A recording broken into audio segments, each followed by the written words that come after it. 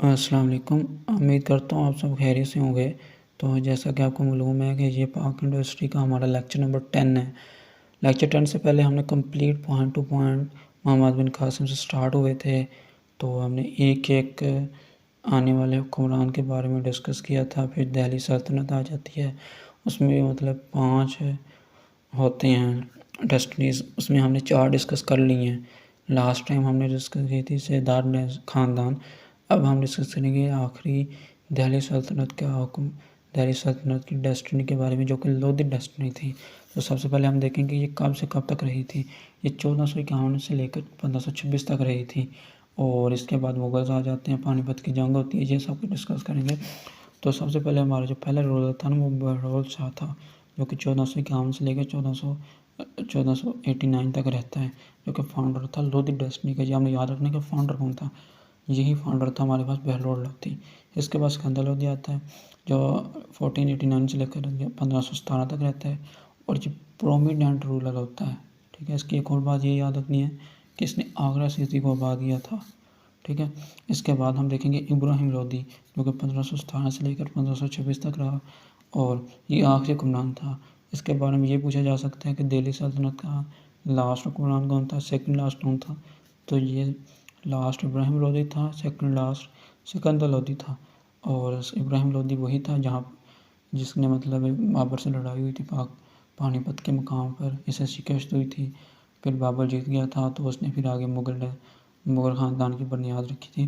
तो इसमें सबसे पहले हम बहरौल शाह ख़ानदान, बहरौल ख़ान लोधी के बारे में डिस्कस करेंगे। बहरौल ख़ान लोधी 1451 से लेकर 1489 तक रहा। ठीक है, तो इसने लोधी ख़ानदान का पहला हुक्मरान था। इसने जौनपुर ग्वालियर को अपनी हुकूमत में शामिल किया था। इसके बाद मुझे 2 पॉइंट हमने याद रखने हैं जस्ट। इसके वफ़ात के बाद फिर सिकंदर लोधी आ जाता है। सिकंदर लोधी हुकूमत में 1489 से लेकर 1517 तक रहता है। उसके बाद इस मेन पॉइंट इसके ये याद रखने कि इसने आगरा सिटी आबाद किया था, उसका हुकूमत बना दिया था, जो कि दरिया जमुना के किनारे है, और इसको अजीम हुक्मरान समझा जाता है। और इसने इसके अलावा आगरा और दिल्ली के करीब सिकंदराबाद की बुनियाद रखी थी, जामा मस्जिद तमीर की थी। इसके बारे में बस यही चीज़ 2-3 पॉइंट याद रखने हैं। इसके बाद इब्राहिम लोधी आता है, जो कि आखिरी हुक्मरान था लोधी डेस्टिनी का, दिल्ली सल्तनत का। ये हमें डिस्कस करना है, याद रखना है।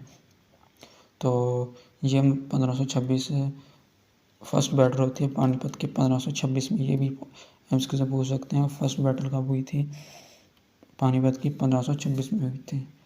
इसके बाद हम डिस्कस करेंगे सेकंड वार ऑफ पानीपत, अभी 1526 में फर्स्ट वार हुई थी पानीपत की।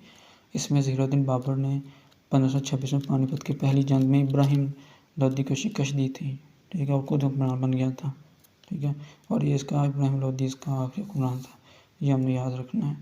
और ये आज हमने डिस्कस सारी डेस्टिनीज जो थी 1206 से लेकर 1526 तक, ये आज हमने सारी डिस्कस कर ली हैं। हमने वो बातें डिस्कस की हैं जो एग्ज़ाम पॉइंट ऑफ व्यू से मोस्ट इंपॉर्टेंट थी। हमने वो बातें डिस्कस नहीं की जो एग्ज़ाम में नहीं पूछते।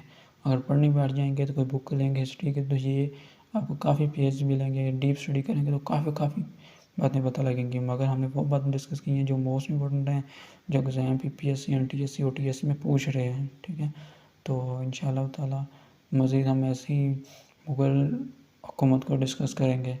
तो अगर आपको वीडियोज़ हमारी अच्छी लगें, पसंद आएँ, तो चैनल को सब्सक्राइब करें, वीडियो को लाइक करें, शेयर करें।